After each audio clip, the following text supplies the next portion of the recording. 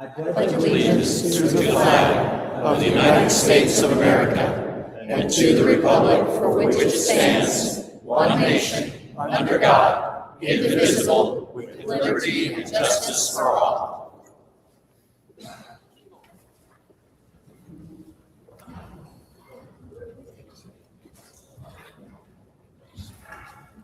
And we have youth pastor Isaiah Turner. We, I think, are doing prayer. Yes, Isaiah.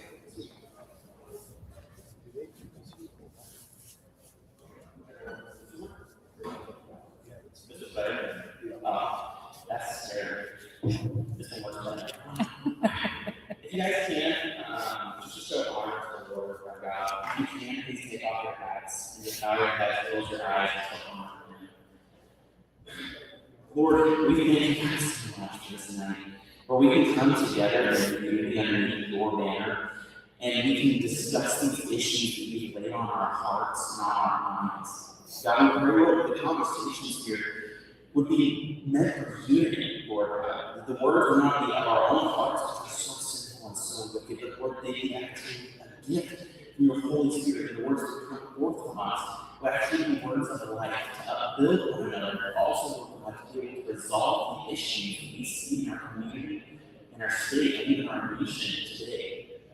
God, we pray, Lord, that you please continue to bless this nation as we have for generations, Lord God. We thank you for the freedom and the prosperity we lived in, but we ask, Lord God, that your will be done ultimately on this earth. And Lord, we pray, Jesus, that your gospel would continue to spread, and God, that this would be an event where your glory is proclaimed throughout the airwaves, throughout our, just this moment where you're in this building. We love you, we thank you, and praise you. We ask, God, this to be a fun, healthy time, Lord God, and it's in the name of these things. Amen.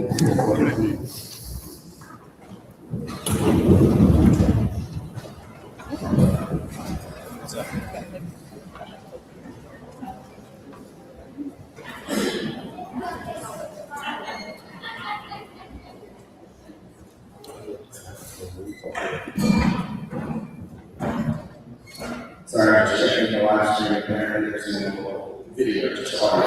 It's the opposite way around.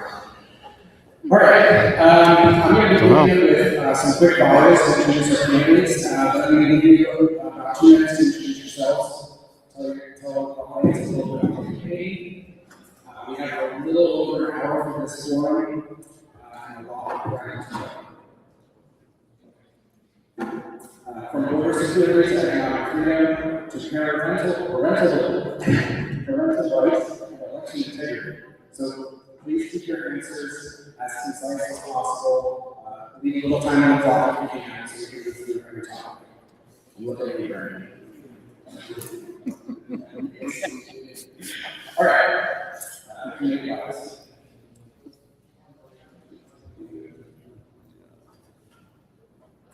Starting all the way on our left, we have Rae Perkins. Please welcome our Republican candidate for U.S. Senate, Rae Perkins.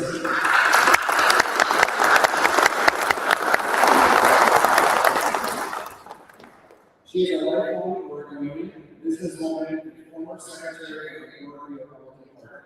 Rae is running on strong conservative principles, election integrity with vote-writing and paper ballots, public safety, border security, and most important, putting America first for all our families.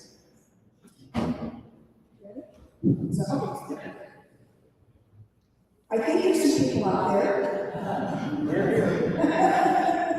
It's really good to see y'all out there. Well, thank you so much for inviting me. I really appreciate it. Many of you may remember me. I was the senator nominee in 2022 and in 2020 against Jeff Berkeley. And I want to retire Jeff Berkeley this time.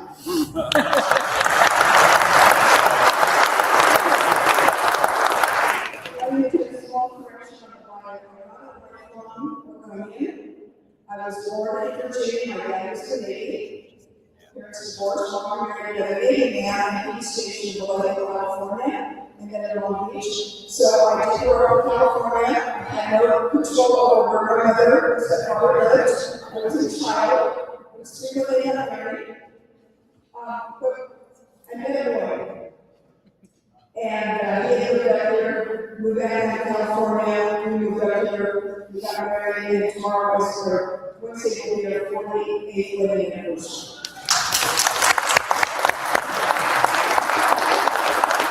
So we've got 2 adult kids, and with their spouses and closest to the other kids.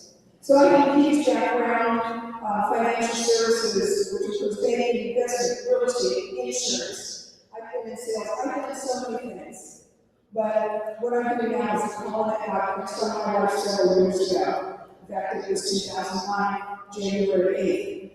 I'm going to go where it was, because it just gives me so much to think about that night.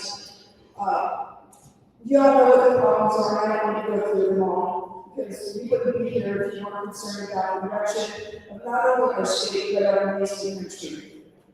And it is time, it's past time, that we get true constitutional conservative people in office that are going to fight for your rights according to what the Constitution says, and make sure that the federal government is only doing what they're supposed to do. So those are things I'm very, very passionate about. One of the things I hope that we do, just in case you don't, when it comes to section state, if you got to go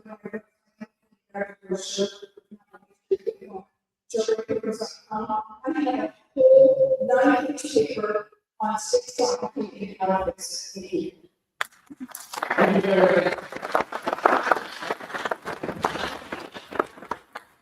Next up, we have Monique DeSpain. Please welcome our Republican candidate for the Historic Congressional District.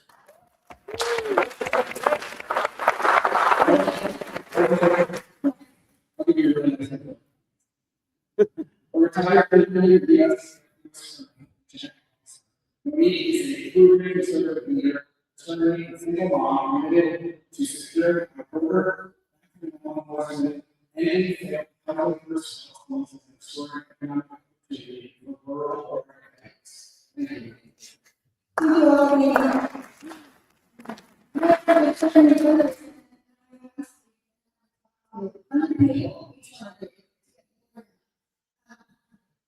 We have experience in the fourth district in the word.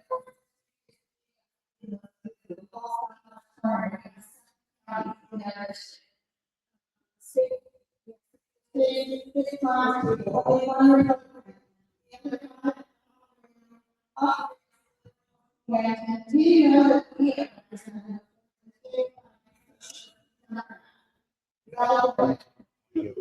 she goes 96% of the time in Congress. I'm going to be saying, I'm going to try to turn and all 2 young men.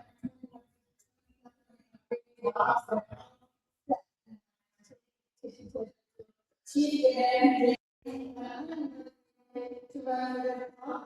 the my family works. I am running on the 3,000 and economic to the research and jobs and also running on public safety. Everything is crime, nutrition, mental health, over I think law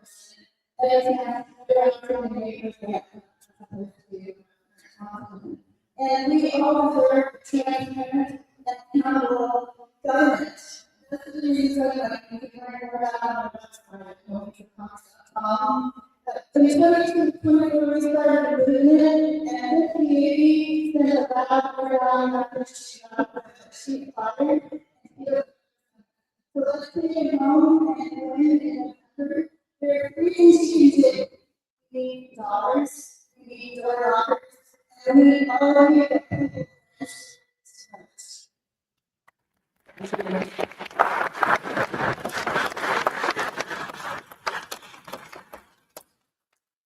I'm going to tell I'm going to come over there, working the aisles,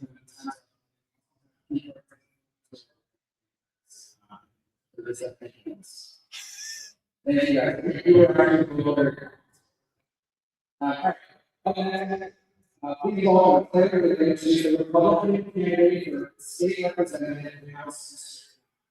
She is the seventh generation of American race on the Cribbins colony and approach. Claire served in the Republican Congress in the area of Georgia. She stands for the limited government, no strong education, and traditional values. Claire and her husband Brandi to bring common sense to issues.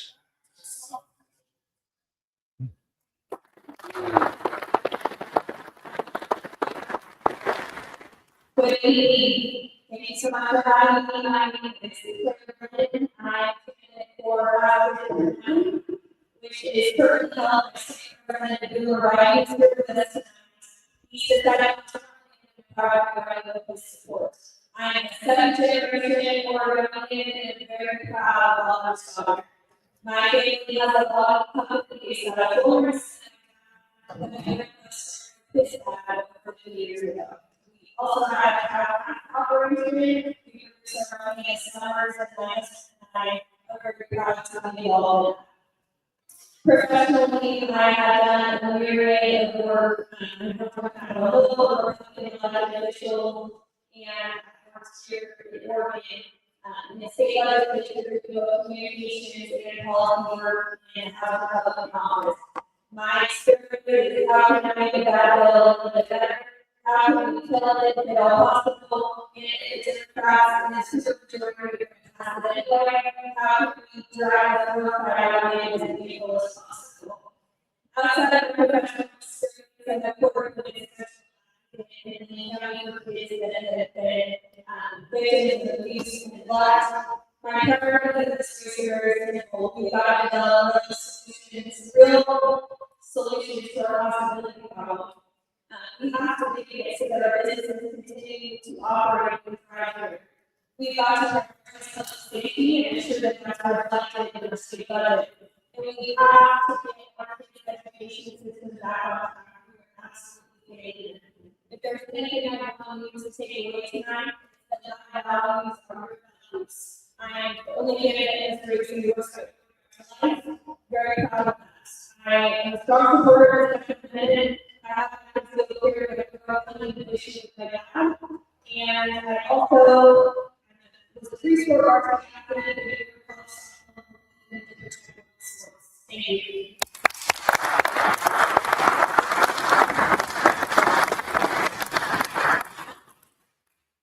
Next, we welcome Rae Perkins, Republican candidate for state representative in House District. A lifelong conservative with deep family roots in British. Troy is an operative business secretary, built a successful home and now serves as the Minister of Pacific Home Health Process. Elected to Coos Bay City Council in 2024, he fights for limited government and local control, lower taxes, protecting our freedom and share. Troy is the leadership of Coos Bay.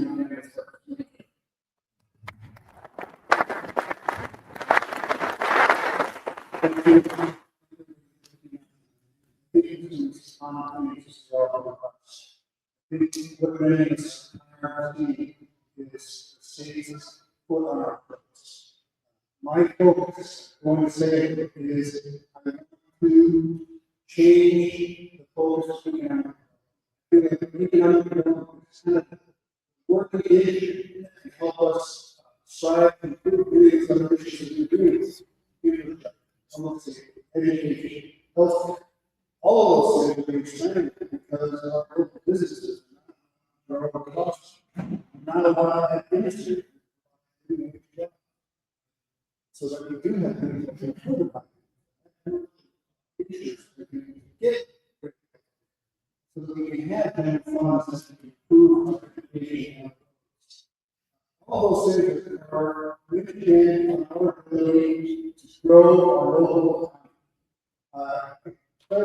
This community has wonderful human resources. I want to see it encourage sustainable, healthy farmers. We living in this community are the best stewards. I'd like to see our community return to good health.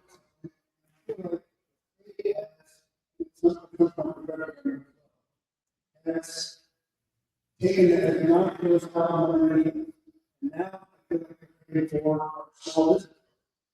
We need to go. I want to take my experience in business, I want to take my experience in being in our local community, working with everybody, and seeing the devastating effects, overburdensome taxes and regulatory policies that are state done to our community. I hopefully get the system mind. So we're not going to go over it.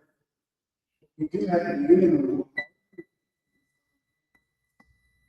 Support.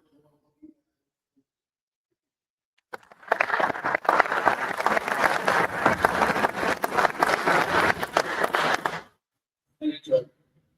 Please welcome Brandi Martindale, candidate for Coos County Commission. August Assistant Senator, business planning, compliance, regulatory commission, and executive coach. She's running to restore fiscal transparency by protecting safety and support our overall economy.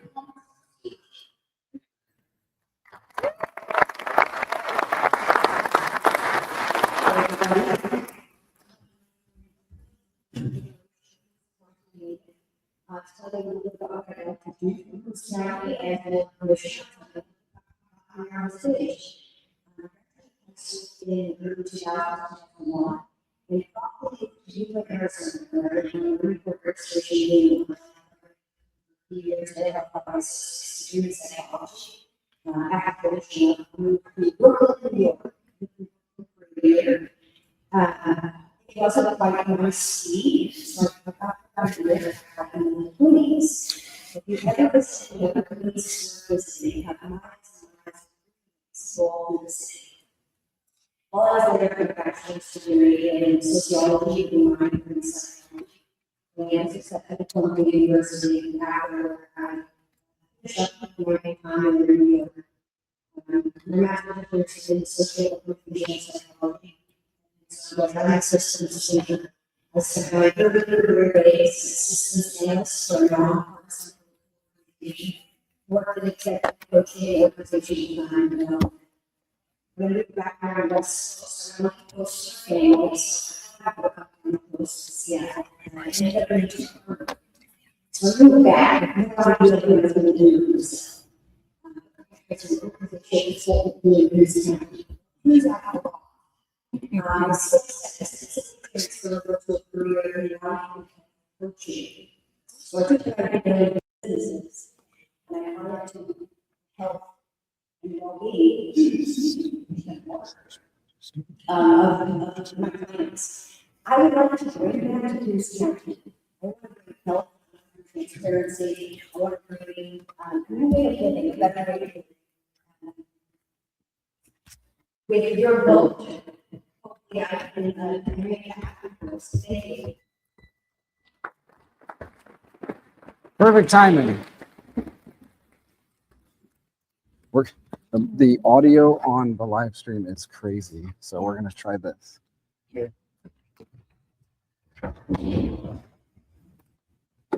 Still having live stream issues with audio, so we're trying with little mics and seeing if that works. All right, Rick, are you ready?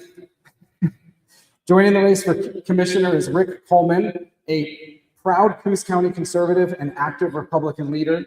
He's running to deliver accountable spending, full support for our elected sheriff, stronger public safety, and practical American first solutions that put taxpayers and families first. Thank you, Rick.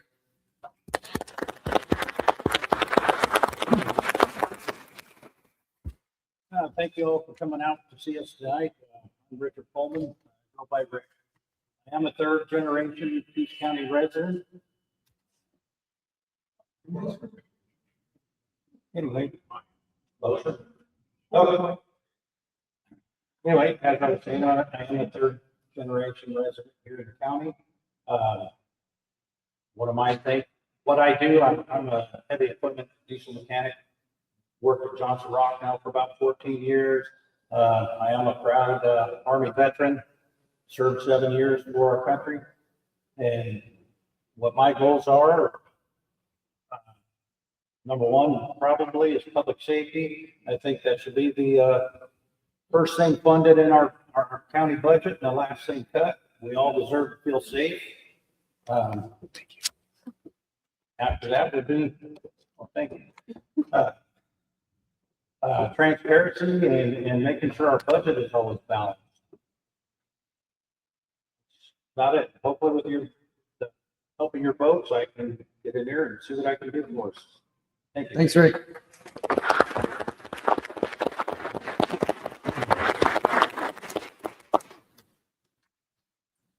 All right, thank you, everybody. Now we're going to move into the Q&A section. I'm going to ask several questions on core conservative issues facing our communities. We're looking for detailed, principle-driven answers. Please keep them concise. You guys have been doing great at it. And if you can leave a little time on the clock, we're already like 2 minutes behind. That's my fault. We're going to change it up, though, a few times with some fun rapid-fire sections. It's just going to be yes or no answers, but I'll get to that later. We're going to go all the way back on the end again to Rae. Rae Perkins. Federal overreach has locked up Oregon timber reserves for far too long. I'm sorry, I couldn't hear the question. Yeah, and we're going to get you a mic. I'm going to repeat it. Sorry. Distracting. Federal overreach has locked up Oregon timber reserves for far too long. Drawing on conservative principles of stewardship and economic freedom, what specific steps would you take in Congress to streamline permitting, repeal burdensome regulations, and prioritize Oregon's timber industry so our communities can thrive while protecting our forests for future generations? How long do I have to answer this?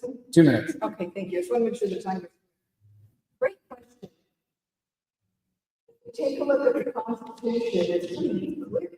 It said that the federal government can own 2 square miles, which is Washington DC, coastal roads, and land for 4.7 equal buildings. Nowhere in the Constitution have I read where it says the federal government can own all that land. I believe that land needs to be returned back to the people.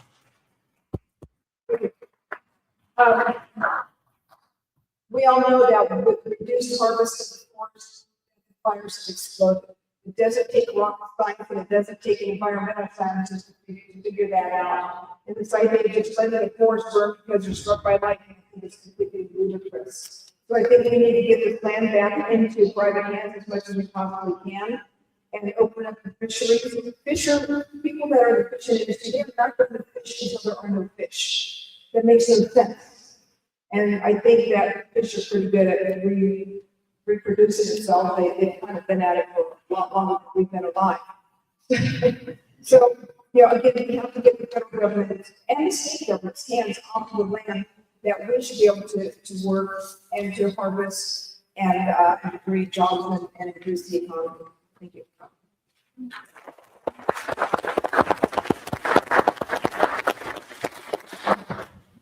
Well, this is the issue in our district. Joe is correct. Maybe over 60% of the forests in our forest district are essentially mismanaged. And we need to return to common sense. Now, on my website, I actually think it should 2 questions. And another opinion piece that was printed in Roseburg this week on this very issue. This is never before we have the opportunities we have now to reform federal policy around our forests and forest district. And I'm going to be the advocate for the forest in Congress that says we need to reform our access to sealand with them. And we have the Republican and Congressional delegation who needs a wingman has just advanced legislation to clarify the intent of ONC lands and how they are intended to fund our schools and our infrastructure and law enforcement, all the things that our local government, the Oregon State Legislature and our Congressional delegation make sure to do to pay for the gap left by the hundreds of millions of dollars in timber receipts that used to come into our forest district, every county. It's jaw-dropping how much money has been lost. And so I support the any policy that takes place. I actually filed a comments on that.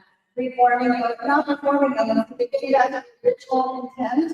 We have completely abandoned the law, really. Right now, we have to do more than we are, and other fighting to turn that around and get back to responsibly managing our forests. There's no one who is a street case to say that what we're really doing right now is working mega fires. The so-called protected species are burning a lot of forests. And jobs are gone. When my opinion about what talks about sugar to access natural resources to food. It's federal policy, and I'll be the one looking at that.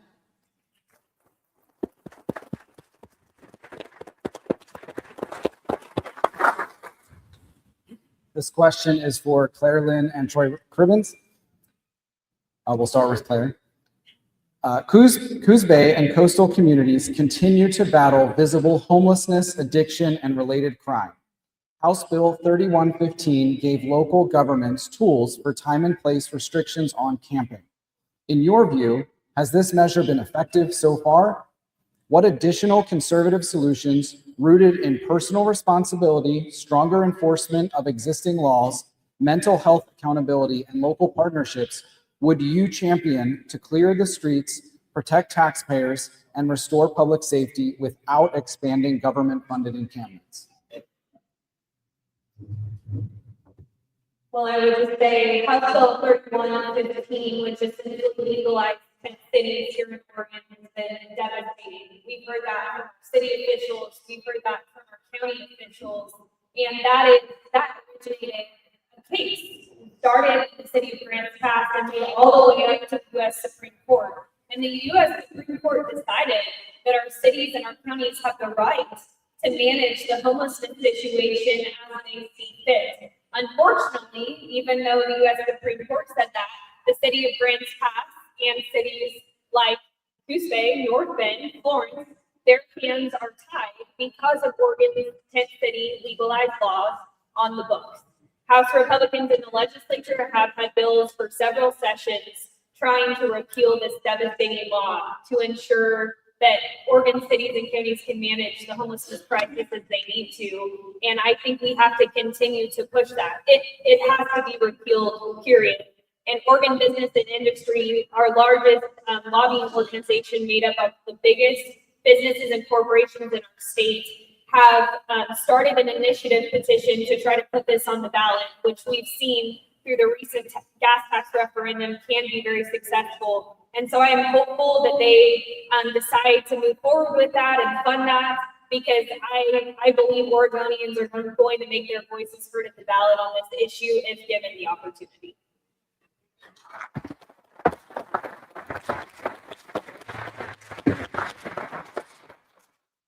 Yeah, 3115 is a disaster. And on top of that, speaking as a city councilor, we also have camping ordinances that we're mandated to follow. And the frustrating part of that is I think as humans, we all have some empathy. But at some point, taking care of those individuals who are struggling with whatever they're struggling with, it shouldn't affect those of us who get up and go to work on a daily basis.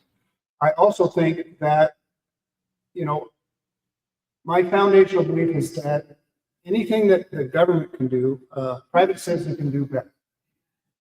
So my belief is we can have private foundations, our churches, our support groups are better suited to help our local communities and help some of these individuals who are struggling. Now I say that, but we also have to be able to decide between the people that are struggling and those that have figured out a way to milk the system. And we don't do that. It's all get thrown in the same pot.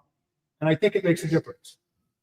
So we do need to repeal that. We do need to make it stronger that our communities can be self-determined. We know better in our community how to deal with those individual situations. And the more that we can repeal the state's control and authority on what we're doing in our local communities, the quicker and easier it will be to help us solve those problems. Measure 114 was another example of a cart before the horse. Whether that was put out as in a good idea of how we're going to help the local mental health communities and our local communities, it was a disaster as well. And all it did is cause our police force, our public safety institutes, much more headaches and much more strain on their forces that they couldn't really afford to sustain. those types of overreaching policies, we have to work every day as Republicans to repeal, stop, or at a minimum, slow down. Thank you.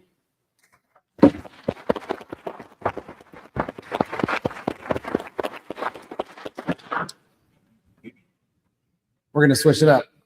We're going to move to this rapid fire round. I'm going to fire off a series of yes or no questions. This one's for Brandi and Rick. They're going to be basic bedrock conservative principles. Please answer yes, no, no explanation, no extra words. We're going to see how many we can get through for each of you in 2 minutes. Let's let Oregon voters see exactly where you stand.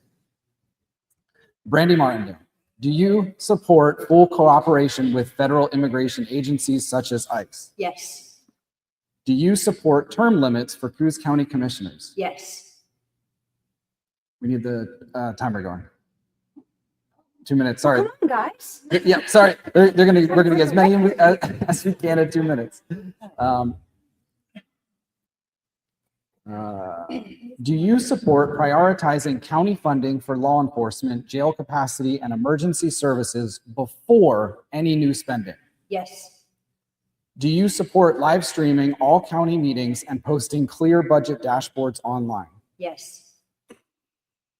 Do you support requiring voter ID and same-day in-person voting at the local level where possible? Yes. Would you vote to cut regulatory red tape to attract new businesses and support local timber and port jobs? Yes. I made these too easy. Should Coos County prioritize responsible timber harvesting and wildfire prevention over additional environmental regulations? Yes. Do you believe urban renewal agencies are hurting rather than helping local communities and should be reformed or eliminated? Yes. That was it. I thought that would take longer. That was a 1 minute rapid fire. That was good. That was good. Thank you, Brandi. Are you ready, Rick? Cue the clock. Do you support full cooperation with federal immigration agencies such as ICE? Absolutely. Do you support term limits for Coos County commissioners? Yes. Do you support prioritizing county funding for law enforcement, jail capacity, and emergency services before any new spending? Yes. Do you support live streaming all county meetings and posting clear budget dashboards online? Yes. I should have made these juicier. Sorry, but they're good questions. These are good things. All right. Do you support requiring voter ID and same-day in-person voting at the local level where possible? Yes. Would you vote to cut regulatory red tape to attract new businesses and support local timber and port jobs? Yes. Should Coos County prioritize responsible timber harvesting and wildfire prevention over new additional environmental regulations? Yes. And lastly, do you believe urban renewal agencies are hurting rather than helping local communities and should be reformed or eliminated? Yes. Next time, I swear, guys, we're gonna get some Democrats in here to change it up. Thank you, guys. That was a good job. Thank you.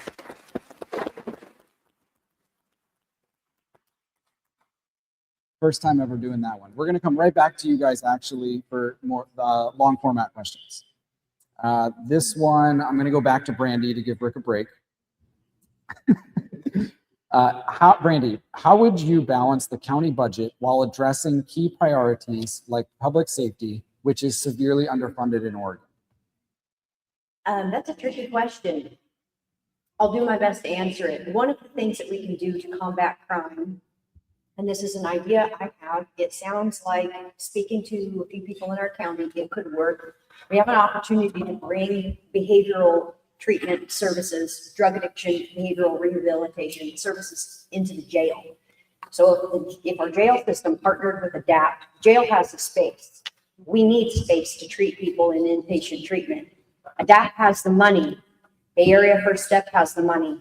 So if we can get these organizations to overlap and kind of collaborate together to provide services, I think we can provide a better service for actually less money. So basically, we're getting more for our money there. I think that's how we balance our budget. We look at where we can overlap services. It's called a multiplier effect.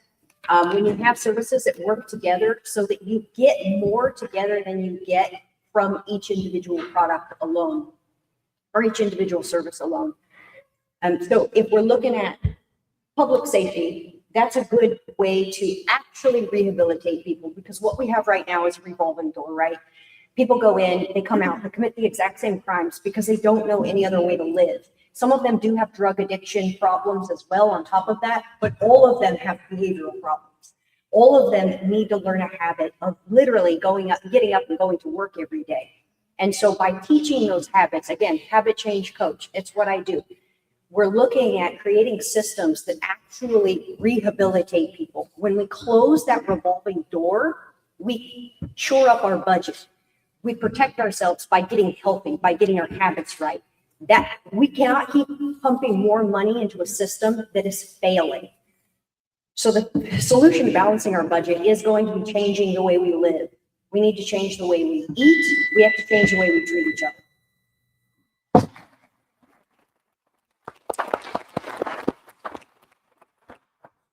Rick, same question. How would you balance the county budget while addressing key priorities like public safety, which is severely underfunded in Oregon?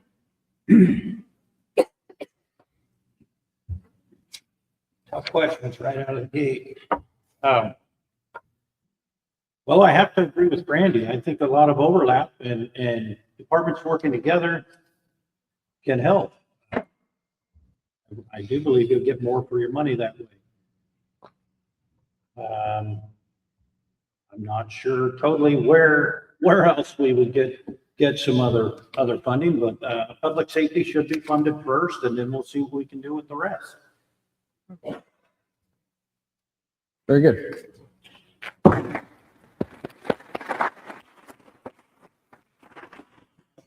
We're going to move on to Troy and Claire. This question is for both of you. We can start with Troy. Republicans believe, as stated in our platform, that every human life has inherent dignity beginning at conception. Recent 2026 legislation, House Bill 4127, directed nearly $9 million in taxpayer dollars to Planned Parenthood affiliates, and House Bill 4088 expanded shield law protections for out-of-state abortion providers, directly contradicting that principle. If elected, what concrete steps will you take to block or repeal taxpayer funding of abortion at any level and advance legislation that protects the unborn here in Oregon? Well, my personal belief with my faith is that life is the most precious thing God gives us. And I see it every day in my children and my spouse and in my community. I think that in counseling with my pastor on this conversation, it is, we believe that there is an end. I also think that the government shouldn't be in this business. This is between you and your God, your family, and your position. From a concrete standpoint in legislation, I would support legislation that put restrictions on what abortion was and how accessible it was. I want it to be safe, and I want it to be accessible, and I want it to be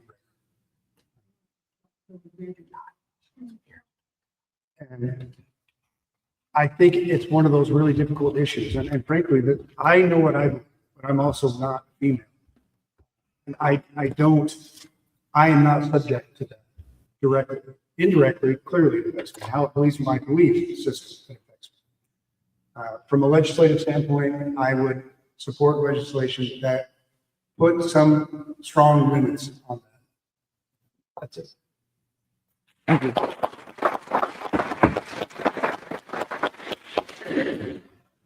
Well, thank you for the question, and I will give you my perspective as a pro-life woman. In Oregon, abortion is legal through all 9 months of pregnancy up until the moment of birth, after the age of 15 without parental consent. That's wrong. Over 80% of abortions in this state are funded by taxpayer dollars. I am not okay with that. I would have fought to the tooth and the nail, as did Representative Hoover Wright, to ensure that we were not giving $9 million, and I believe now up to the tune of $25 million of more taxpayer dollars to Planned Parenthood. They are the some of the largest political donors to the Democrat Party in the state. That's wrong. I will fight that whenever possible, and I am a strong supporter. We saw legislation forced onto the House floor this past session to ensure that babies born alive after an abortion would receive the life-saving care that any other baby would receive. Democrats voted that down on the House floor. They didn't give that bill a hearing, and then they voted to say, no, we don't believe those babies have inherent rights if they are born alive after an abortion. You can count on me to be a strong advocate for life, and we would appreciate your support. Thank you.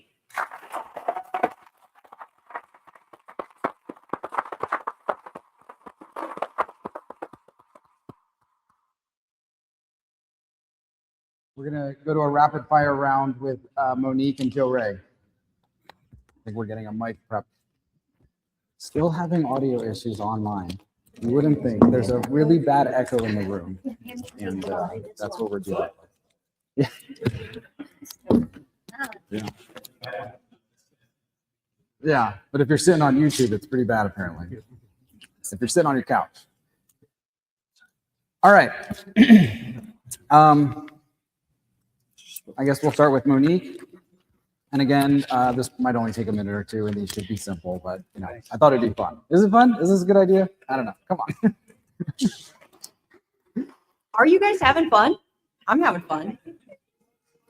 Thank you all for coming. Yeah. All right, Monique, do you support requiring photo ID for casting a ballot in elections? Absolutely. All right.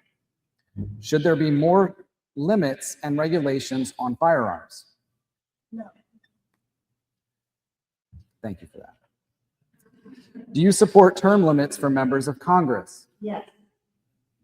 Should we cut federal funding to schools pushing critical race theory? We defund schools pushing critical race theory. Cut federal. Yes, we should defund schools. All right. Do you support school choice so education dollars follow the child to public, private, or homeschool? Yes. The popular one. Should we drill, baby, drill to lower gas and electricity prices for Oregon families? Responsible. That's fair. That's fair.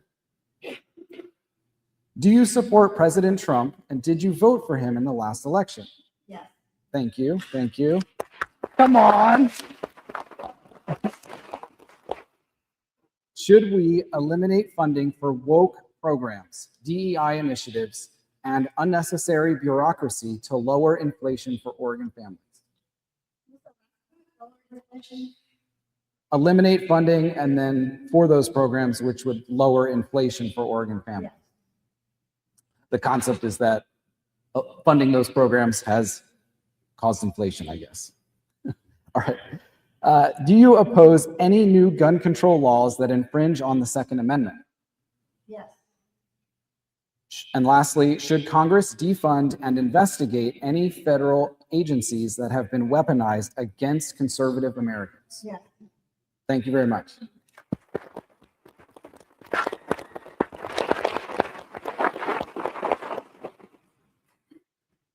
I don't have the grade sheet, so I don't know if you're passing or failing, but they sound good, like good answers to me. Rae, do you support requiring photo ID for casting a ballot in elections? Absolutely. All right.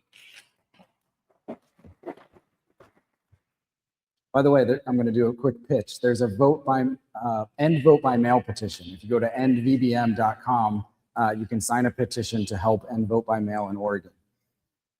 Sorry. Should there be more limits and regulations on firearms? No. Thank you. Do you support term limits for members of Congress? I've already agreed to vote to do so, yes. Appreciate it. Sounds like a ballot initiative. Should we cut federal funding to schools pushing critical race theory? What's that? Should we Should we cut funding? cut federal? Yes. Do you support school choice so education dollars follow the child to public, private, or homeschool?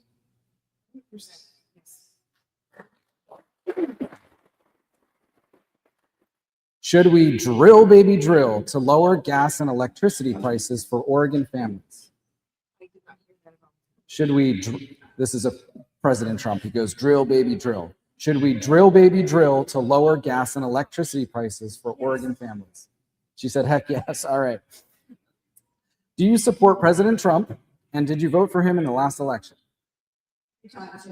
Appreciate it. Yes. Should we eliminate funding for woke programs, DEI initiatives, and unnecessary bureaucracy in order to lower inflation for Oregon families? Yes. Do you oppose any new gun control laws that infringe on the Second Amendment? Should Congress defund and investigate any federal agencies that have been weaponized against conservative Americans? Yes. Thank you.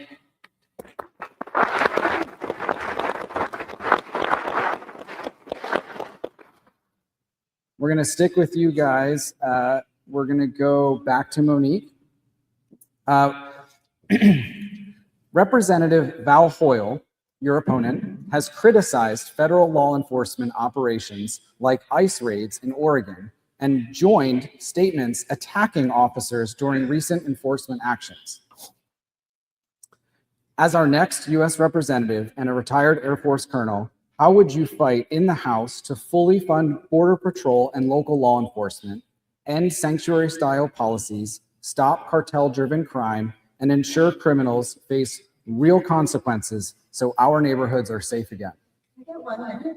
You get two full minutes. So you are 100% correct. Our representative in Congress is attacking law enforcement all the time. Not only immigration and customs enforcement and Department of Homeland Security, she actually just recently voted to defund it when our country is literally under attack from that open border policy that she also voted for. To attack local police, she to attack Eugene police.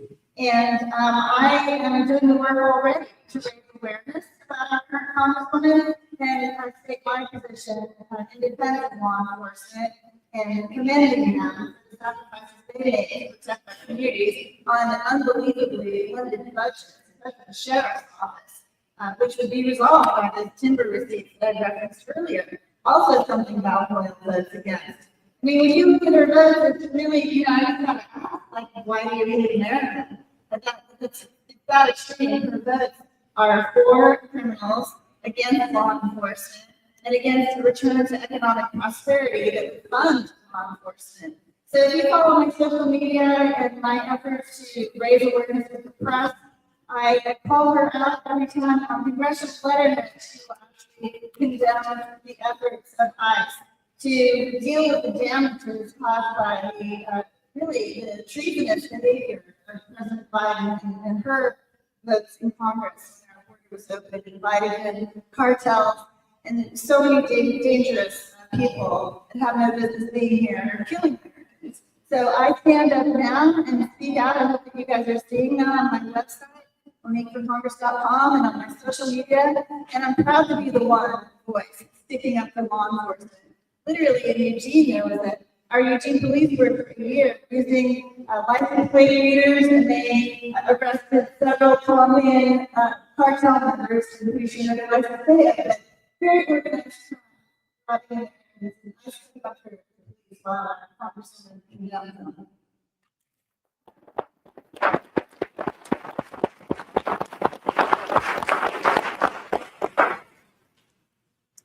Rae Perkins, similar question. Public safety is the government's fundamental responsibility, and Oregon deserves streets where families feel safe. What congressional actions would you take to strengthen partnerships between federal, state, and local law enforcement, rejecting defunding efforts and prioritizing accountability so that public safety becomes a top priority that unites us all? The number one job of the governor is to protect the citizens, protect the people. A lot of these crimes that are happening, on people that have been in the country illegally, which is why I, from the 9-page paper to end their sanctuary state status and also a sanctuary city status. It's an invasion into our country. But it's not just an invasion from those who have been in the it's an invasion of people that have been brainwashed by liberals in our colleges, our universities, our schools. It's not President Trump. You want to talk to him? Anyway, sorry.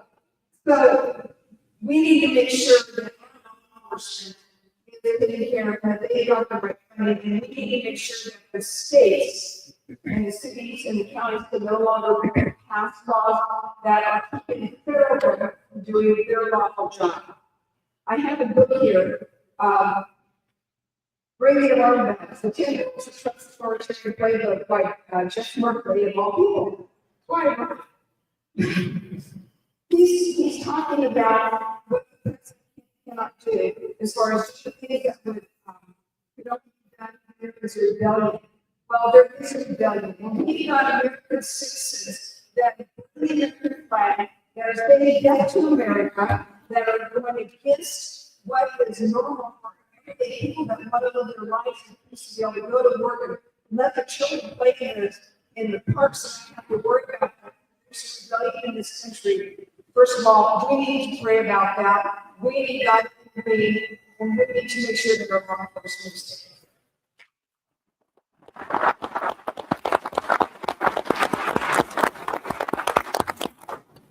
Thank you, Joe Ray. We're going to do a rapid fire with Claire and Lynn. Oh, sorry, Claire and Lynn and Troy Cribbins. All right, my bad. We're actually going to start this with Troy. All right. Troy, do you believe men can become women or vice versa? There's biology is one male, one female. Ooh, I forgot one. Do you believe illegal immigrants should be eligible for programs funded by taxpayers? I do not. Do you oppose any new gun control laws that infringe on the Second Amendment? I do. Should we eliminate funding for woke programs, DEI initiatives, and unnecessary bureaucracy to lower inflation for Oregon families? Yes. Do you support school choice so education dollars follow the... Yes. All right. An enthusiastic yes. Do you support ending sanctuary policies in Oregon and requiring full cooperation with ICE? So I'm supporting cooperation. It's a yes. Yes. Fair. Do you support our President Trump, and did you vote for him in the last election? I did. Should we... That's a clapping one. Thank you. Should we recriminalize public hard drug use and trafficking instead of housing first? Yes. Should Oregon eliminate mail-in voting and require same-day in-person voting with photo ID and proof of citizenship? Sorry, no.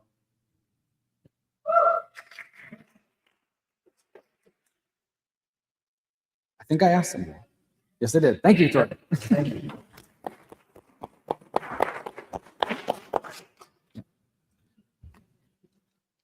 All right. For Claire Lynn, do you believe men can become women or vice versa? No. I can't believe I have to ask that question, honestly.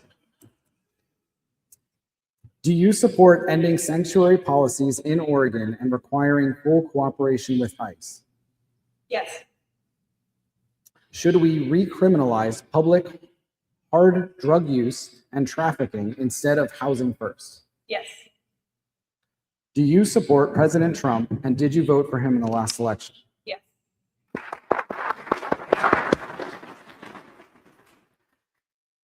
Should Oregon eliminate mail-in voting and require same-day in-person voting with photo ID and proof of citizenship?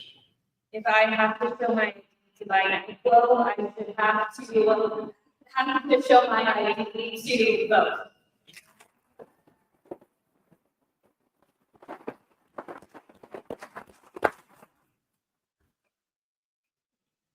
Do you support school choice so education dollars follow the child to public, private, or Yes. homeschool? That was 2 enthusiastic yeses on that one. Should we eliminate funding for woke programs, DEI initiatives, and unnecessary bureaucracy to lower inflation for Oregon families? Yes. Do you believe illegal immigrants should be eligible for programs funded by taxpayers? No. And do you oppose any new gun control laws that infringe on the Second Amendment? Yes. Thank you.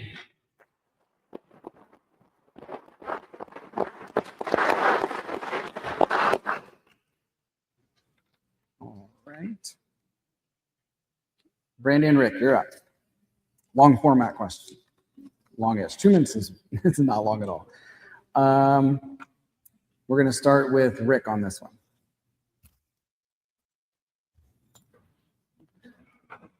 What is one concrete, achievable step you will take in your first year as Coos County Commissioner to deliver real results for families and taxpayers, whether it's transparency, public safety, or efficient services, or anything else? Essentially, what is one thing you feel you can reasonably accomplish in your first year in office?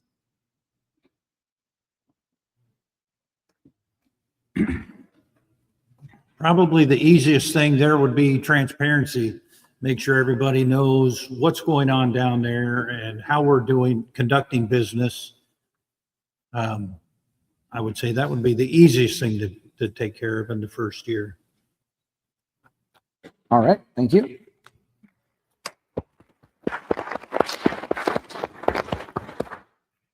Brandi, what is one concrete, achievable step you will take in your first year as Coos County Commissioner to deliver real results for families and taxpayers, whether it's transparency, public safety, efficient services, or anything else?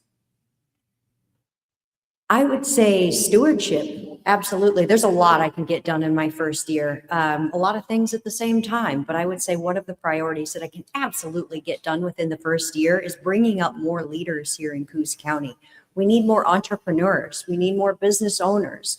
We need more economy. We need more civic engagement.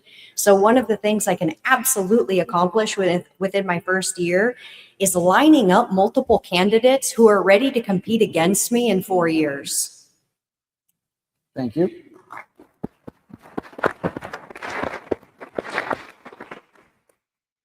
I knew I needed a backup question because you guys would go short on that. So we're going to go do another question for you guys. Okay. Rick, you're up. Oregon needs stronger Republican voices at every level. What are you personally doing or planning to do to help recruit, train, and elect more conservatives across Coos County and the state? Well, I've gotten involved with a couple of groups here locally, trying to get the word out. One of the biggest things we have as conservatives locally is we don't get out and vote. We need to get out there. If we want to get our people elected and try to change some things, we've actually got to show up and vote.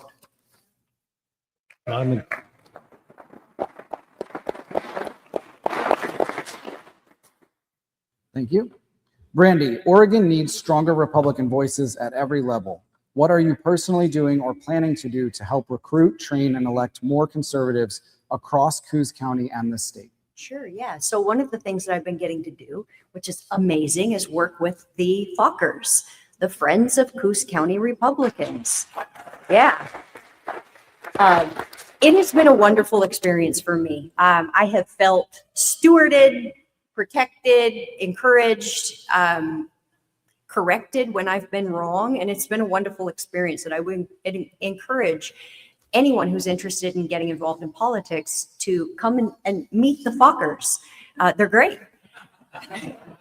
What I've personally been doing is reaching out to people and asking people if they would like an opportunity to, for example, speak publicly at my April 3rd event at the Egyptian Theater. We're going to be presenting on a few political oriented topics, educational topics.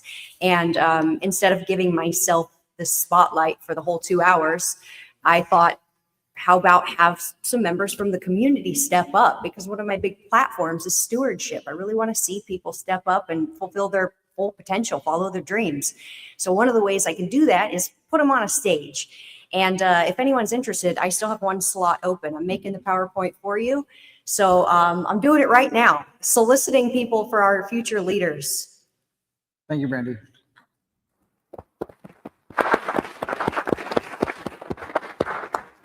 This is actually going to be the final question. We're going to just go right down. Let me know if you need me to repeat it, and then we'll come back towards me for final closing statements. So Troy, Oregon needs stronger Republican voices at every level. What are you personally doing or planning to do to help recruit, train, and elect more conservatives across Coos County and the state? Honestly, I just try to lead by example. I live my values every day. I try to share those. If someone is interested in that, I try to support them. I encourage them. In my professional capacity, I mentor different students across the spectrum in my business, whether it be nurses or social workers or physical therapists. I'm always excited to have somebody who wants to improve themselves, educate themselves, and participate. So on a daily basis, anyone I encounter, if they're interested, I'd like to mentor them, share with them, and support them. Thank you, Troy.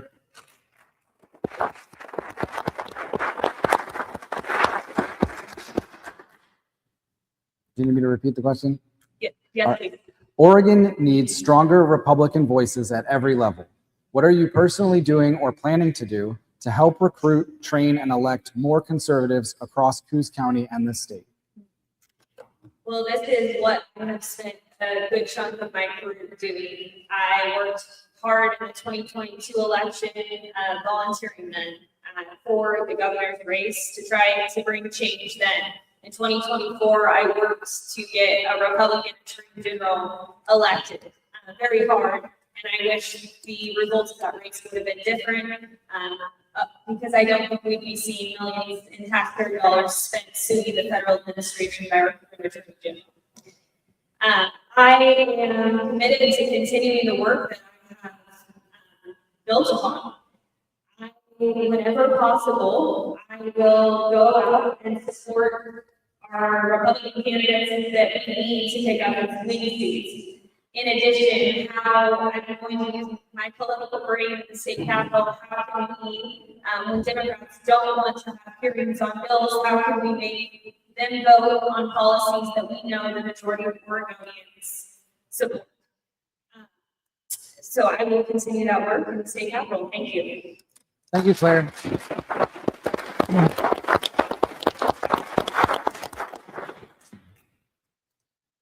Monique, Oregon needs stronger Republican voices at every level. What are you personally doing or planning to do to help recruit, train, and elect more conservatives across Coos County and the state? That's a great question because it is part of the problem. Republicans need to work together, not undermine each other, not work against each other. But also, what Oregon needs is no more career politicians, people who are serving with integrity and with basic American principles. Those aren't just Republicans. I think we need to build the bench. So, you believe in term limits. So we need to be mentoring and raising up and supporting good conservative voices, good American voices. Now, we did well in 2024 in this congressional race. We only needed to swing 19,000 votes because we reached beyond the Republican base.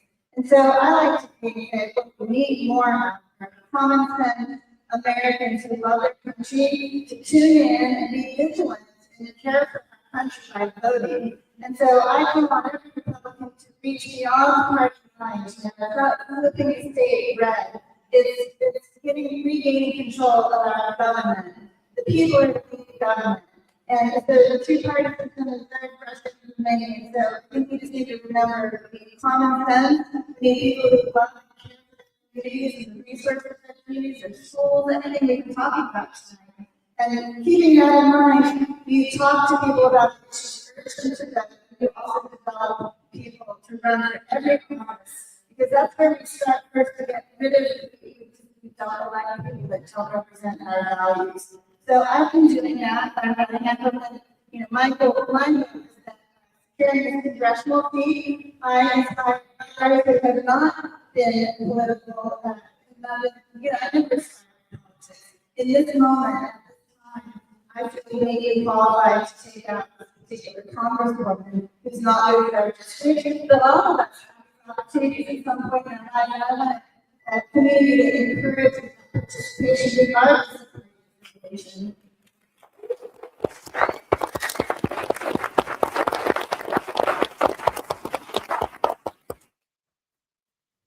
Yes, please repeat it. All right. But talk just a little slower because they. Yeah, it's a bad echo. My apologies. Oregon needs stronger Republican voices at every level. What are you personally doing or planning to do to help recruit, train, and elect more conservatives across Coos County and the state? I think it's the hardest question of the night. Just saying. First thing that I've been doing, I've been encouraging everybody. For the last couple of years, we've been, unfortunately, let something boomerang of frustration with the election system. And so people haven't been wondering, why should I vote? If you don't vote, your vote's not going to be counted. We need people to vote. If we're telling people that are adults or older and not younger that there's a problem, we're sending that message to younger age. And I think we need to stop doing that. We need to start talking about the importance of our vote and why people should be engaged. One of my campaign team members is in his 30s. His goal for my campaign is to reach out to the younger adults and to start getting them involved. We need to say, look, come alongside. Let me help you. Let me answer some questions for you. My interest in politics, and I really didn't even realize this until I was just a lot older. I was going to say a little bit older, but I ran for school secretary when I was in high school. And I obviously didn't even realize that was the start of my political career. I had no idea until literally years later. But everybody has an interest. There's something, especially in our young adults, that they're concerned about. And after what happened to China, there was a huge awakening across the state.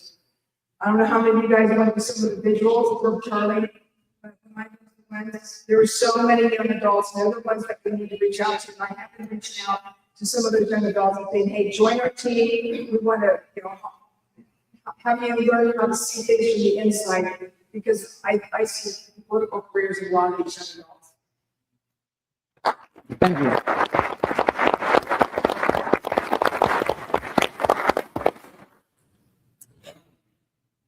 Thank you, everyone. We're almost out of time. We're now going to move to closing statements. This is tonight's final opportunity to make your pitch to the voters, to share your vision for restoring Oregon under the foundational conservative principles of life, liberty, limited government, and common sense. You'll have up to 2 minutes, and we will go with Monique. Say 2 minutes or 3? 2 minutes. 2 minutes. Yes. Well, I think it's that moment to really take control of our government. National level, state, local level, and we've been talking about voting and reaching beyond party lines. People want smaller, efficient government. Go out there and talk to your neighbors and your family members and tell them what that could go over. Look at it, yes and no questions. You were describing utopia. Imagine, and it is possible. Electing representatives show up and answer your questions, they're accessible, and you have choices. I like to say, if you don't change it, you choose it. So, in New York, 88% of Republicans and Democrats turned out to vote, but only 53% of non-affiliated voters turned out. Let's change that. You can't be complacent. Founders intended for us to participate and be the leaders of our community. So I urge all of you to take on that responsibility. We all agree our hands have been tied in running our own state, and that has to end. We need, in my case, I'm running for this federal position, and we need a representative who understands the issues of the district. And and is bold enough to stand up and speak up for the people who live there, and not be thinking about getting reelected and catering to special interests, funds, and campaigns. So I urge you all to reach out to everyone. If you're talking about other businesses, they're closed on the weekends. They can't hire new employees. Parents are struggling with exchange between inadequate frightening educational arrangements. Those are the things that get this conversation started in the past prior to voting. And if they don't vote, they're expanding responsibility for the government. It's never the intent of our nation.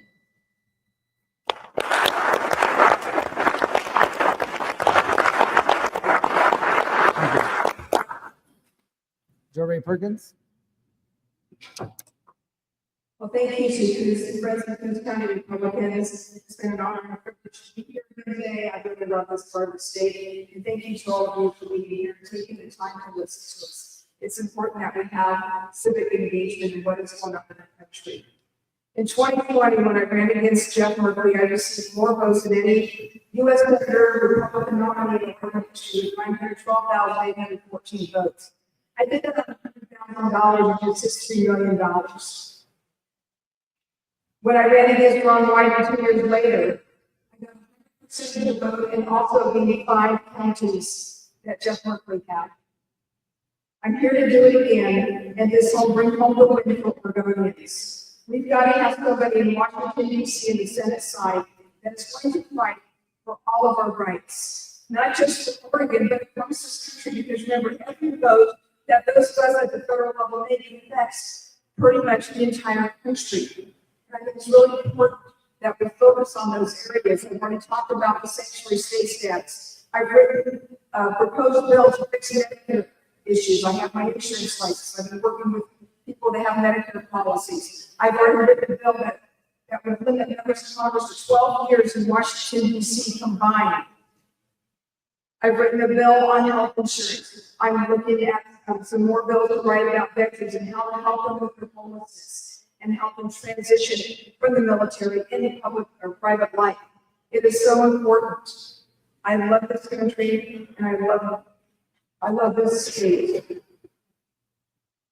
And as I alluded to earlier, I'm a solid constitutionalist and I love this country. And I will do everything in my power and the strength that God gives me to fight as long as I can, not only for your children and your grandchildren and mine, but for all those future generations to come. Thank you so much. I appreciate it.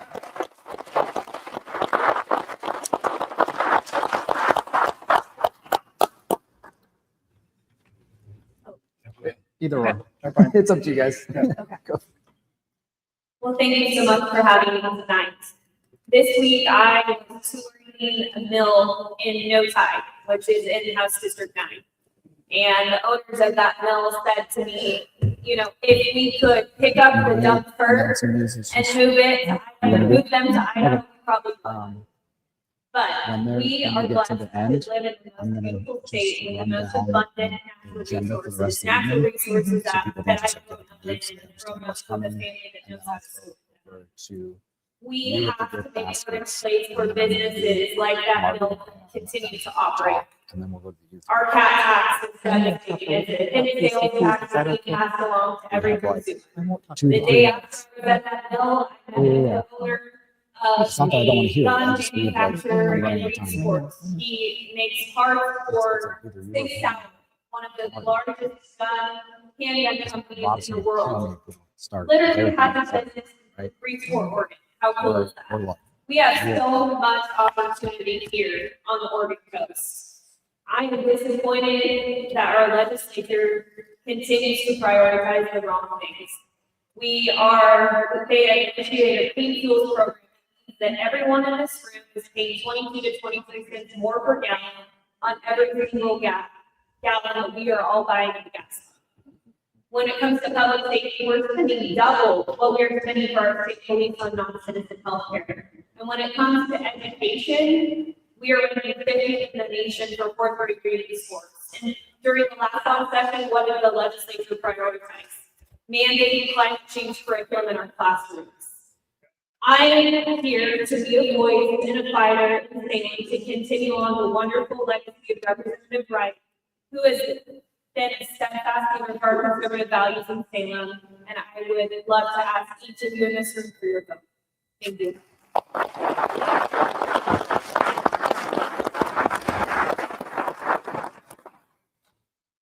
I want to thank Friends of Coos County Republicans for holding this event. It's been a great event, and it's been really nice to see across the continuum. We have federal, state, and local. And there is a common theme. We may vary a little bit differently in our responses, but everyone up on the stage truly cares about this area and our country. I live in this community. I've lived here for 20 years. I have 20 years of healthcare experience.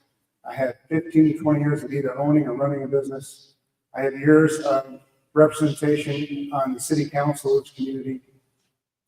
I wake up every day and see the devastating results that the overreaching, overburdensome taxing, regulatory environment of our state has an effect on our community.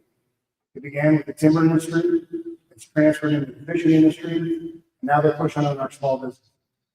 I would like to take my experience in business, go to Salem, and start to roll back some of those regulatory processes.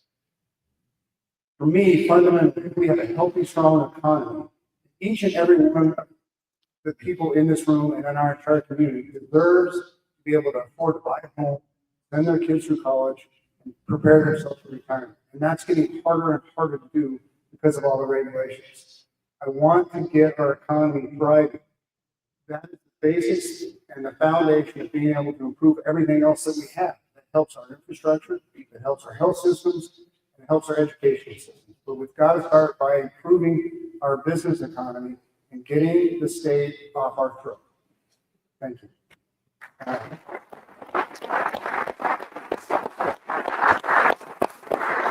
I would love you to visit my website, Cribbins.com. Reach out to me. I am in this community. If you don't know where I live, many of you probably do. You know my phone number is clicking up. I will talk to anyone, anytime about anything, and I would really appreciate your vote in this next election. Thank you.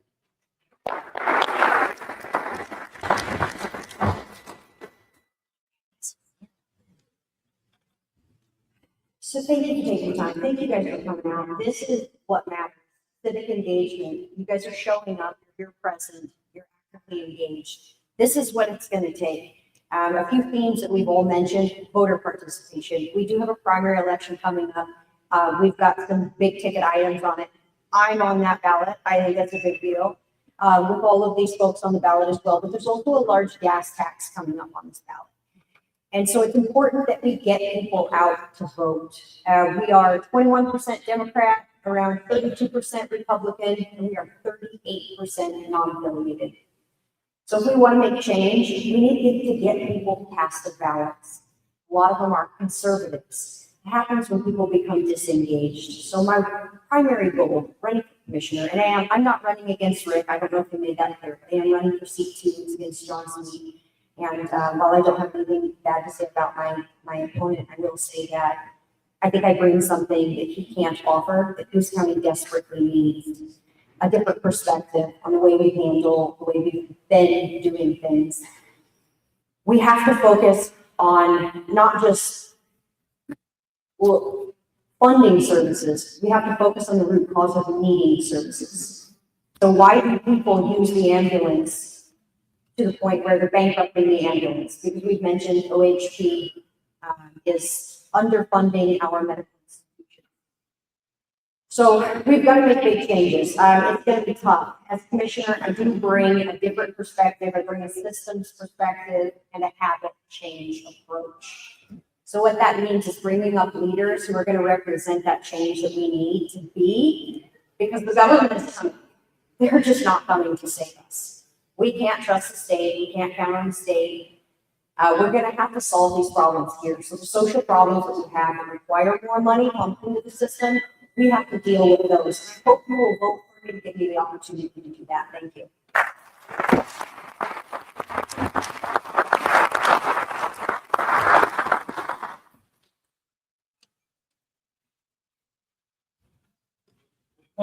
First of all, thank you all for coming out and listening to us tonight. It's been an honor to be up here and answer some questions, give you guys some little bit of insight into who we are. I got involved. I never planned on being in politics. I'm just sitting around, sitting at home, seeing things that I didn't really like. And I kind of figured out the only way to make a change is get up and get involved. Just a little bit more involved than I ever expected to see myself, but here I am. So I hope I can get a vote for me out of it. Thank you. Thank you, Rick.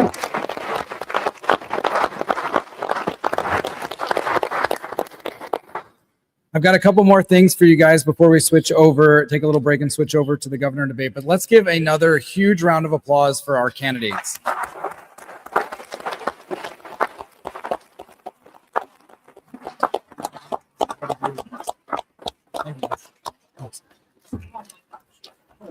hope there's wine in that. Thank you so much. You guys are So kind of you guys. Hi, I'm Danessa Rains. I'm your delegate for the Republican Party of Coos County. And I just want to thank you.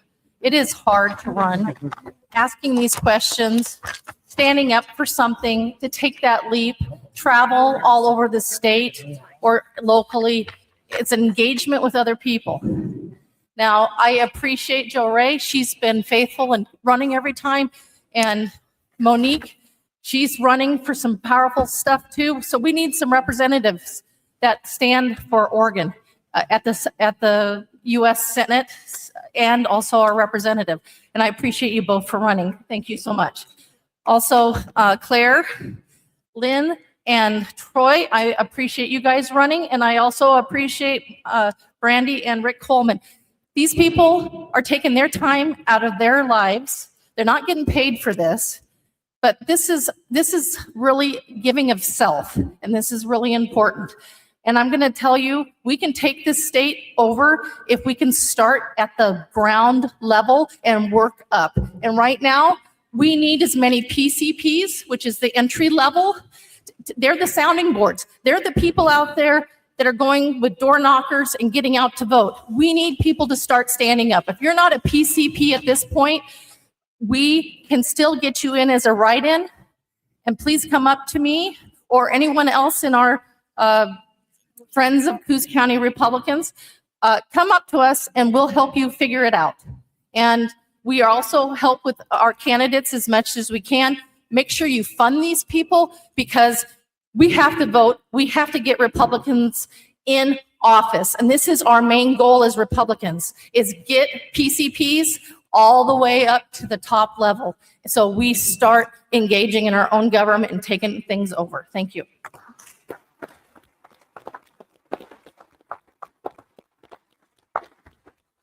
Thank you, guys. So I'm going to quick run down the schedule.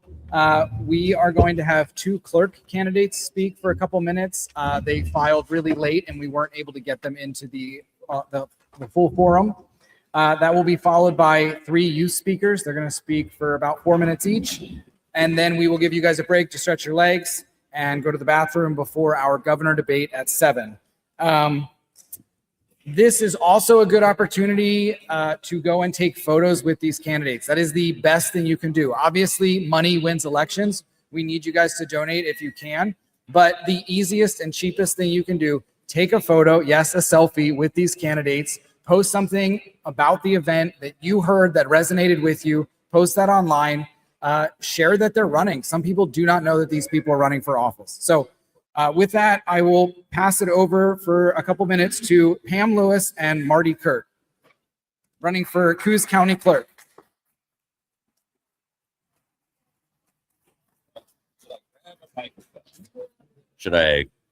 Which microphone should I grab? This one? There we go. Oh, I found one that works. Hi, this is Pam. Yeah, so I'm really tall. Pam's hiding behind the podium, and I'm Marty Kurt. So anyway, the reason that we didn't get in on this debate is because we didn't declare to be county clerks until Tuesday, the very last minute to declare to be county clerks. Yeah, so it's about 3 o'clock, and we had until 5.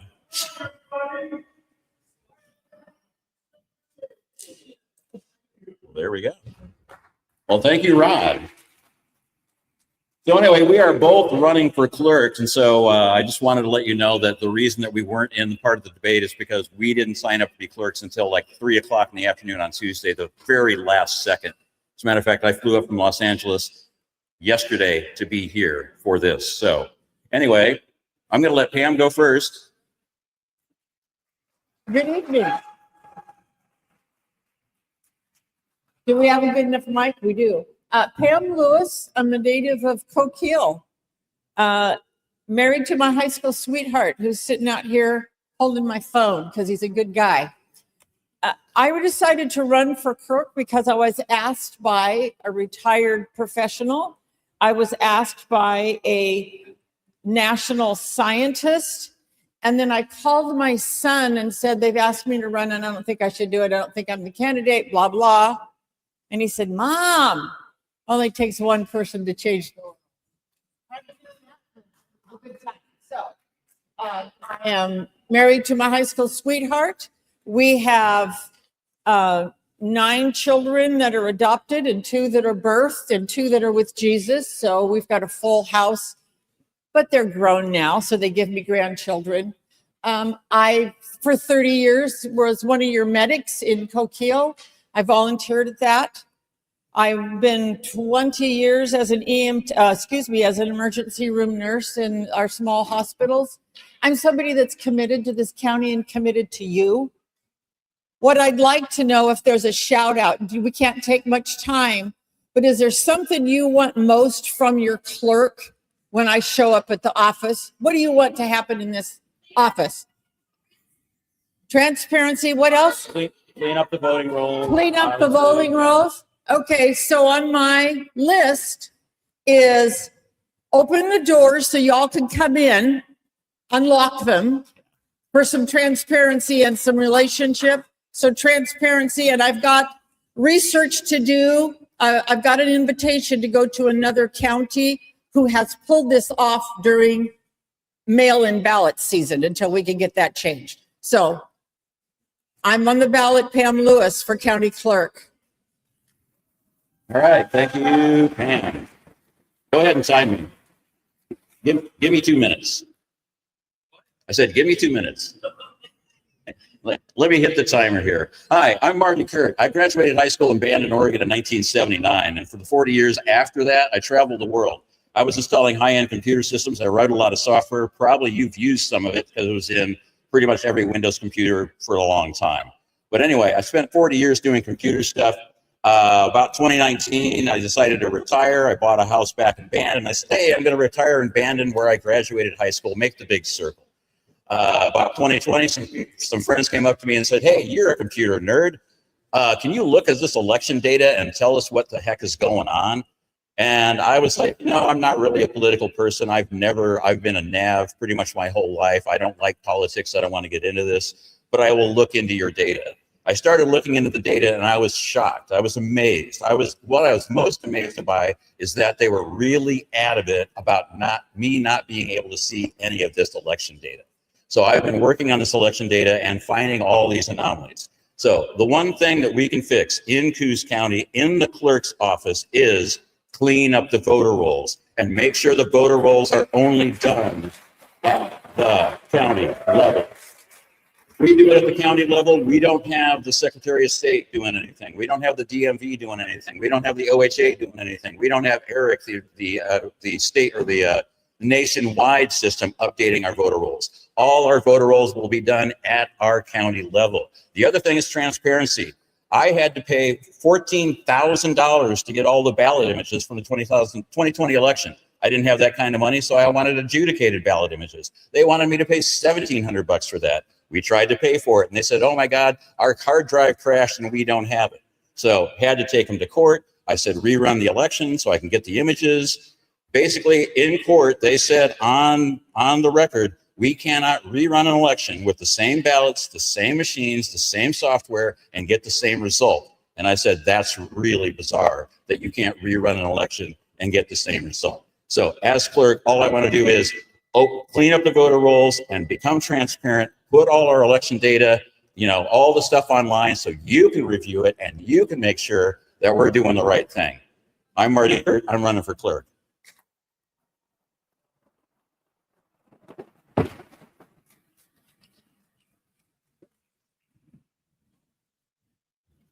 All right, we've got 3 youth speakers. They're about 4 minutes each, so 12 minutes.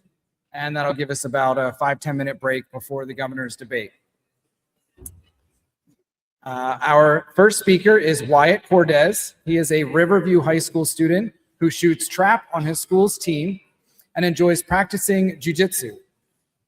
Wyatt is a community-minded young man, active in his church youth group, and a serious student of the Bible. He is a caring, proactive, and deeply devoted member of his family. That is what motivates Wyatt to speak to you today. Please give him a warm welcome.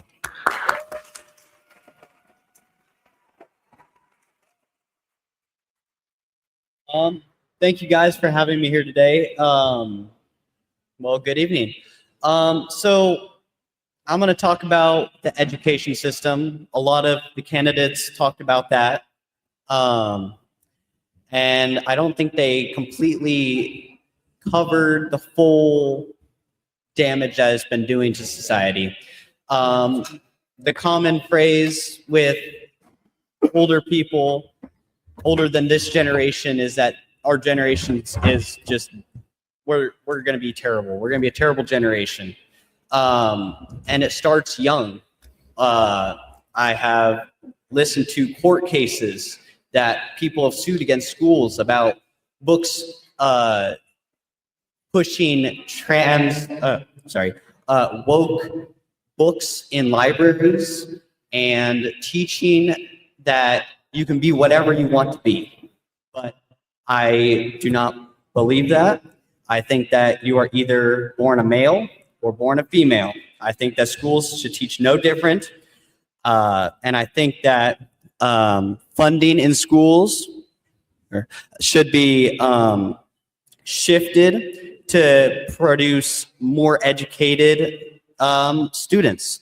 I believe that history is not pushed enough, which is why younger kids that are not voting are not voting. They do not understand the values that voters are supposed to vote for. They do not understand why you need to vote. That is why history should be pushed more, and that is why education should be pushed more to produce a more adequate generation, and that starts with the school system.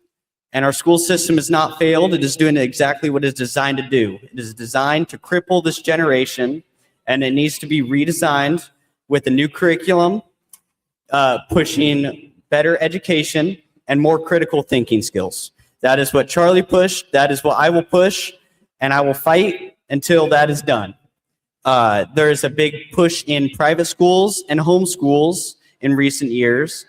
I was pulled out of public school in 2nd grade. Thank you, Mom and Dad, for doing that. I was homeschooled until the 5th grade, and then private schooled at Riverview, and I'm a sophomore now. And I understand now the importance of education, and I understand now the importance of reading books. That is another area our generation is lacking, is the desire to learn and the desire to read. You can learn a lot more from reading books than an hour of TikTok or Snapchat or social media. And this starts at a young age. If you promote a young child to read when they're young and you teach them that reading is fun, that is what they will do. The Bible says to teach up a child in the way he should go, and when he is old, he will not depart from it. That is why my generation is going to be crippled, is because we have been brought up in a generation that is, we're weak mentally, physically. We are hard times produce strong men. Strong men produce easy times. Easy times produce weak men. We are in a easy time with weak men. But I strive to be not like the rest of my generation. I desire to be better, and I desire to educate myself and strengthen myself physically, mentally, and spiritually. And I stand by the Bible. Thank you guys for having me.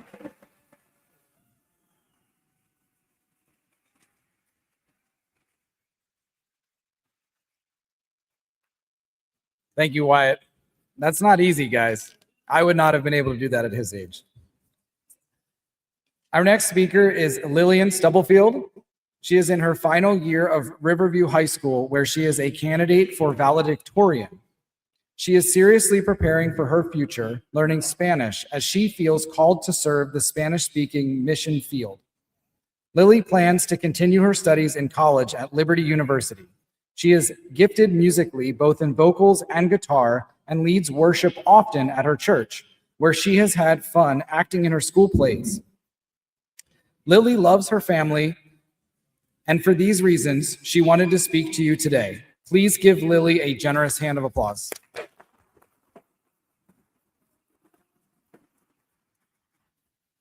Thank you, everybody. In preparation for this speech, I was asked the question, what do you love about America? And honestly, it's a difficult question because there's just so much.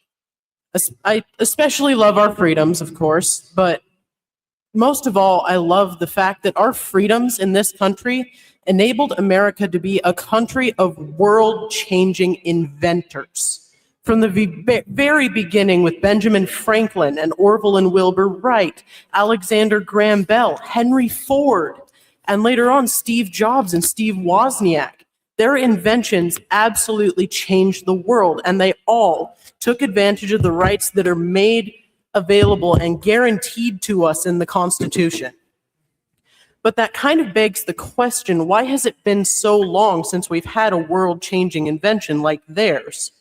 And some might argue that it's because of lack of resources, or some might argue that everything's already been discovered, but I don't believe that for a second.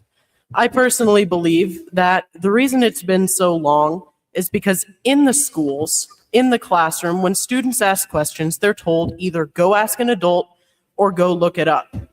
And in previous generations, looking it up involved a lot more work because you had to sort through a card catalog and then go sort through a library to find the book, sort through that book. Sometimes you didn't get it the first try and you had to do it like 18,000 times. But in my generation, the entire extent of human knowledge is a few clicks away, which is a blessing, don't get me wrong, but it's also been a handicap. According to the North American Community Hub for Medical Statistics, Generation Z is the first in a century to have a lower average IQ than the previous generation. And they attribute it to the quick access of information. They say, quote, when information arrives primarily as summaries, algorithm-selected clips, or instant answers from digital tools, opportunities for sustained analytical thinking decrease. Not only this, but I know from personal experience that in the classroom, when a student finds an answer to, say, a math problem, a different way than the curriculum dictates, they are reprimanded. So my generation has not only been indirectly, but directly discouraged from critical thinking. My generation needs to be encouraged and allowed to think for ourselves and break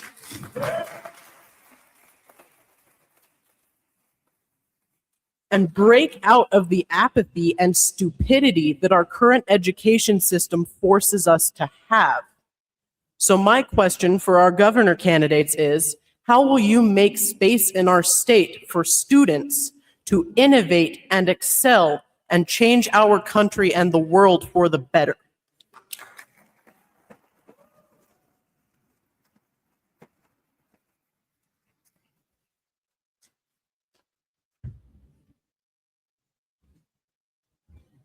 Thank you, Lillian.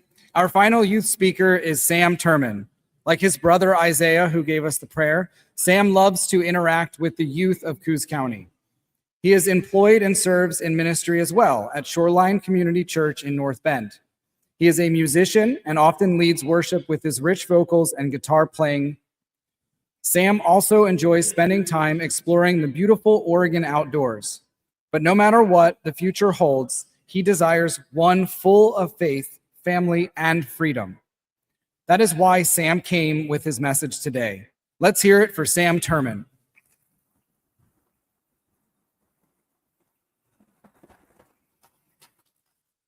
I think I'm too tall for this thing. How's it going?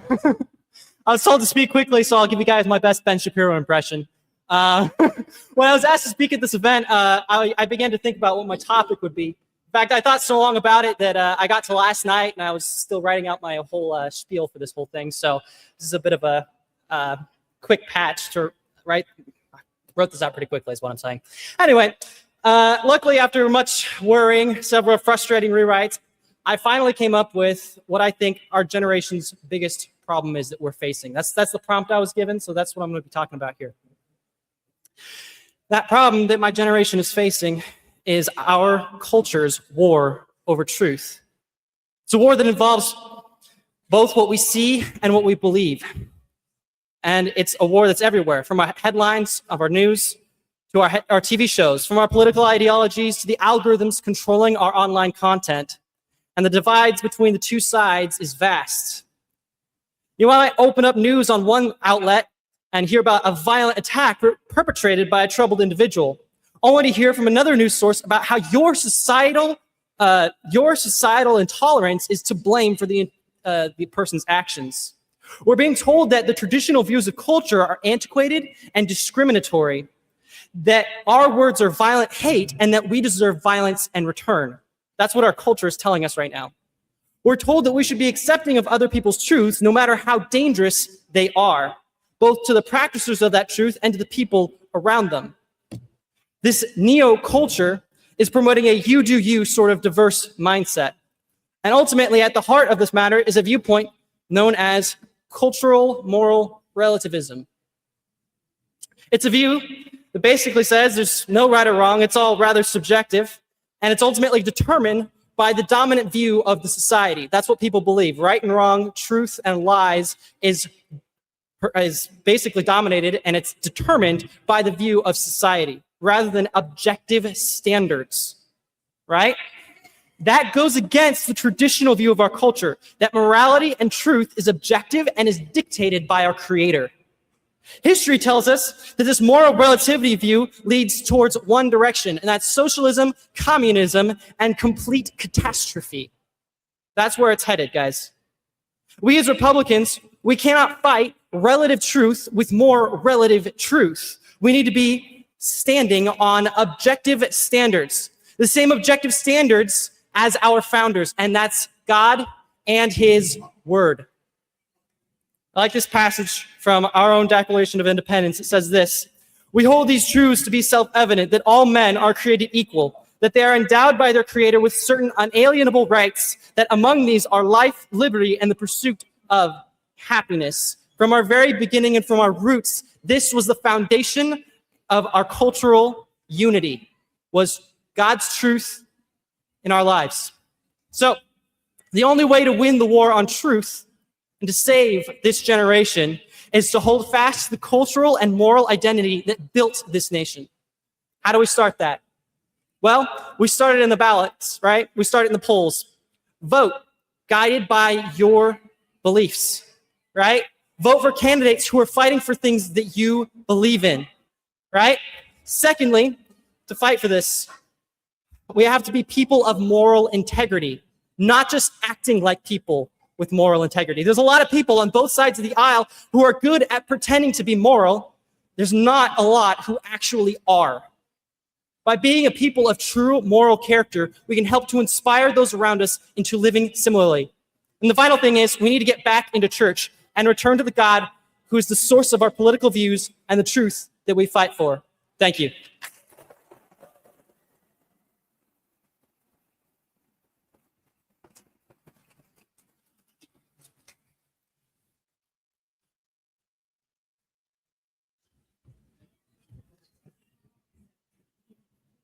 Thank you, Sam. Thank you for sharing your thoughts. Let's give another hand of applause for our few speakers.